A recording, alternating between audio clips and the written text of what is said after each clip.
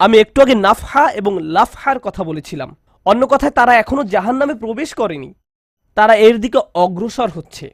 আর জাহান্নামের অপেক্ষাকৃত ঠান্ডা বাতাস এসে কোনো মতে তাদেরকে স্পর্শ করল। তখন তাদের প্রতিক্রিয়া কি? চিৎকার করে বলে উঠবে, ইয়া ওয়াইলানা, হায়, সবচেয়ে কঠিনতম শাস্তি আমাদের জন্য শুরু হয়ে গেছে। ইন্না কুন্না যালিমিন, আমরা সব সময় অপরাধী ছিলাম। তারা সাথে সাথে তাদের সব অপরাধ স্বীকার করবে। যে কারণে এই আয়াতটি আমি সংক্ষেপে আপনাদের নিকট উপস্থাপন করলাম। প্রথমত, এই আয়াতে আল্লাহ জাহান্নামের শাস্তির অভিজ্ঞতা বর্ণনা করছেন না। আল্লাহ সকল বিশ্বাসীকে জাহান্নামের আগুন থেকে মুক্ত রাখুন।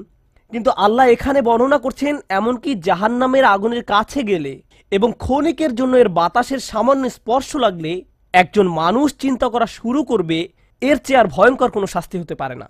এজন্যই আল্লাহ দোজখের আগুন সম্পর্কে বলছেন, ইন্নাহা সাআত মুস্তাকাররা ওয়া মুকামা, নিশ্চয়ই